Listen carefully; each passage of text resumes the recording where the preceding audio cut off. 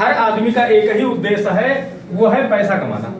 अगर मैं पैसा कमाने की चर्चा करूं, आदमी पैसा कमाने के लिए जो सबसे पहला तरीका है, वो आदमी पढ़ लिख कर चाहता है कि मैं नौकरी कर लूं। पहला तरीका है। अगर नौकरी नहीं मिली तो सामने वाला सोचता है मैं थोड़ा बहुत पैसा लगाकर बिजनेस करूंगा। जबकि आज यहाँ पर बहुत कंपटीशन है, इस पे जब चर्चा होगी कभी बिजनेस पर तब इसकी चर्चा करेंगे। लेकिन अगर बिजनेस नहीं हो पाता तो आदमी सोचता है कि चलो जो पिताजी की पैतृक संपत्ति है खेती, मैं खेती करके अपने परिवार का पालन पोषण कर लूंगा। ये भी नहीं हो पाता तो पढ़ लिख कर आदमी अपने परिवार के पालन पोषण के लिए वो कर लेता है, मजदूरी चला जाता है भट्ठा पर। एक BA MA करके आदमी चला जाता है भट्ठे पर, वहां मजदूरी करता है। हर आदमी का एक ही उद्देश्य है, क्या? पैसा कमाना। अब पैसा कमाना कोई नया काम नहीं है। पैसा तो हमारे पूर्वज भी कमाए, दादा भी कमाए, आजा भी कमाए, पिताजी भी कमाए। जब सब पैसा कमाए तो पैसा कहाँ चला गया कि आज हमको आपको पैसा कमाने की जरूरत पड़ रही है, वो पैसा कहाँ चला गया? अगर हम उस पैसे की चर्चा करें साथियों, तो वो पैसा हमारा आपका खर्च हो गया। कहाँ खर्च हुआ? 80% पैसा खर्च हो गया जरूरत की खरीदारी में। जरूरत की खरीदारी में 80% पैसा हमारा खर्च हो गया। शायद मैं सही बोल रहा हूं। अगर 20% किसी ने बचाया भी तो तन पेट काट कर, ये कहा जाता है कि 20% अगर जो ये बचाया है हमने, ये तन पेट काट कर बचाया। 20% किसके लिए? अगर बिटिया है या लड़के हैं शादी विवाह के लिए, दूसरा मकान बनाने के लिए, तीसरा आपातकाल कोई अगर बीमारी आ जाए तो हम किससे मांगेंगे उसके लिए। इसीलिए आदमी 20% बचाता है। लेकिन एक ऐसा समय आता है कि ये भी तो खर्च हो जाता है। जी सर। बचता क्या है? जीरो। खाली हाथ आता है आदमी और खाली हाथ चला जाता है। साथियों, जो हम चर्चा करने वाले हैं, एक जो बड़ा पैसा खर्च हो रहा है वो 80%। हमको इस पे चर्चा करने की जरूरत है कि ये कौन सी ऐसी व्यवस्था है कि जहां हम कमाए जा रहे हैं, दिए जा रहे हैं, कमाए जा रहे हैं, लगाए जा रहे हैं, आज तक 1 रुपया लौट कर नहीं आया। क्योंकि अगर यहां से कुछ लौट कर आता तो निश्चित रूप से आज 10, 20, 50 लाख रुपया तो हमारे पुरखों ने छोड़ा होता ना, कि हमको आज पैसों के लिए भटकना ना पड़ता। तो साथियों, हम ये जो 80% पैसा खर्च हो रहा है, कहाँ खर्च हो रहा है, ये जानने की जरूरत है। अगर यही हमारा पॉइंट क्लियर हो जाए तो निश्चित रूप से हम आप जीवन में बहुत कुछ कर सकते हैं। जो भी ये पैसा खर्च हो रहा है साथियों, वो खर्च हो रहा है 80% ट्रेडिशनल मार्केट में। इसे हम कह सकते हैं पुरानी बाजार व्यवस्था। पुरानी बाजार व्यवस्था, पुरानी बाजार व्यवस्था, या हम यूं बोल सकते हैं इसे परंपरागत तरीके से की गई खरीदारी। अर्थात जैसे हमारे पूर्वज करते आ रहे थे वही हम आप भी कर रहे हैं। किसी भी प्रकार का कोई परिवर्तन नहीं हुआ। हमको आपको चेक करने की जरूरत है कि इस पुरानी बाजार व्यवस्था में हो क्या रहा है, हमारे आपके साथ चल क्या रहा है, कि हम आप कमाए जा रहे हैं, दिए जा रहे हैं और लौट कर आप तक कुछ आया नहीं। इसे हम अगर चेक करते हैं तो हम इस मार्केट में होते क्या है? हम आप होते हैं ग्राहक। सामान कहाँ से लाते हैं? सामान लाते हैं साथियों हम आप दुकानदार से। क्या ये दुकानदार सामान बनाता है? क्या दुकानदार सामान नहीं बनाता, ये भी कहीं से लाता है? ये लाता है थोक विक्रेता से। अब क्या थोक विक्रेता सामान बनाता है? क्या थोक विक्रेता भी नहीं बनाता। ये सामान लाता है डीलर से। अब क्या डीलर सामान बनाता है? डीलर भी सामान नहीं बनाता। ये सामान लाता है एजेंसी से। अब क्या एजेंसी सामान बनाती है? क्या एजेंसी भी सामान नहीं बनाती, इसलिए कि सामान तो बनता है कंपनी में। अब कोई भी सामान कंपनी में 40 रुपए का बना, इसमें मैं कहता हूं 10 रुपए प्रॉफिट जोड़ दें हम अगर, जबकि लागत और प्रॉफिट 40 ही होता है। बट ये जो 10 हमने जोड़ दिया, अपनी तरफ से एक्स्ट्रा जोड़ दिया, ये 10 हमने एक्स्ट्रा जोड़ दिया, जबकि लागत और प्रॉफिट सिर्फ 40 होता है कंपनी का। लेकिन हम ये मानते हैं कि चलो 40 का सामान बना, 10 रुपए लागत लग गई, ये 50 का बनकर फैक्ट्री से सामान निकलता है। हमको आपका मिलते कितने का है? 100 रुपए। ये हमको आपको 100 रुपए का मिलता है। ये जो बीच का 50 है साथियों, ये तो एक बहुत बड़ी रकम है।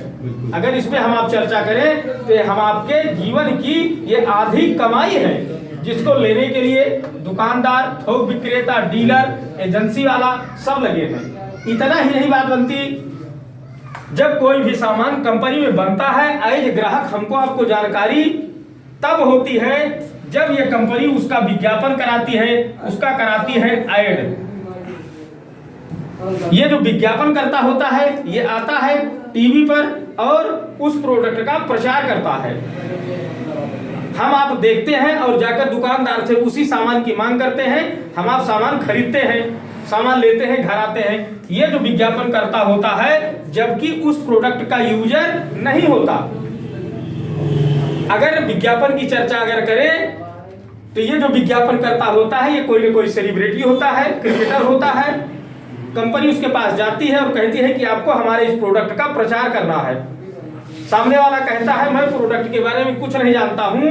कंपनी बोलती है कि आपको कुछ जानना नहीं है, आपको जो मैं जितना कहता हूं सिर्फ उतना बोलना है। इतना बोलने के लिए आप कितना लोगे? एक डील तय होती है कि हमको 2 करोड़ चाहिए, 4 करोड़ चाहिए, 5 करोड़ चाहिए। उस डील के हिसाब से कंपनी वाला बोलता है। जैसे एक उदाहरण के तौर पर हम बोल सकते हैं कि लक्ष्य का प्रचार ऐश्वर्या राय जी करती हैं। उनके पास कंपनी गई, उन्होंने कहा कि आप बहुत सुंदर हैं, आप हमारे साबुन का प्रचार कर दो। ऐश्वर्या राय बोलती है कि मैं आपके साबुन के बारे में कुछ नहीं जानती हूँ। कंपनी कहती है आपको कुछ जानना नहीं है, आप क्या लेंगे सिर्फ इतना बता दो। एक डील तय हुई, उन्होंने कहा कि सिर्फ आपको इतना बोलना है कि मेरी सुंदरता का राज लक्ष्य और क्या। सिर्फ इतना बोलने के लिए ऐश्वर्या राय करोड़ों रुपया लेकर जाती हैं। जबकि अगर लक्ष्य साबुन के क्वालिटी की बात की जाए तो उसके पीछे लक्ष्य साबुन पर आप पीछे पलट कर दिखें तो उस पर लिखा हुआ है टॉयलेट साफ।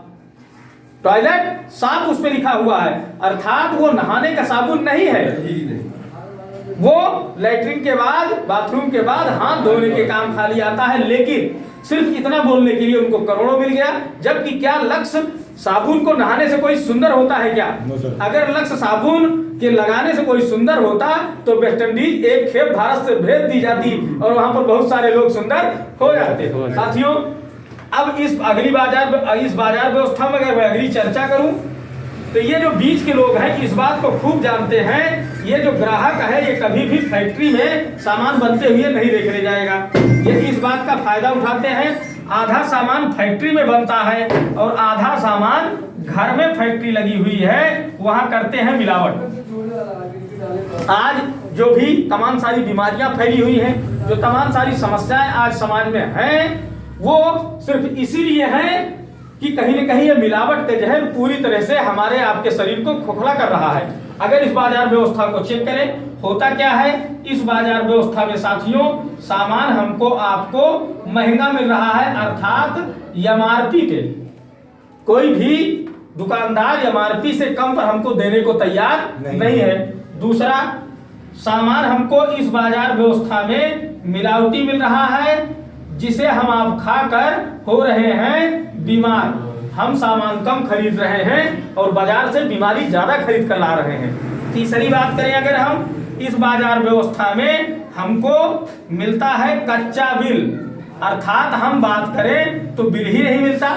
जब बिल नहीं मिलता तो निश्चित रूप से जीएसटी की चोरी हो रही है, अर्थात ये साबित होता है कि सामान नकली है। अगर मैं पांचवी बात करूं, इस बाजार व्यवस्था में जो भी सामान हम आप खरीद रहे हैं, ज्यादा से ज्यादा प्रोडक्ट विदेशी कंपनी का हम आप सामान खरीद रहे हैं।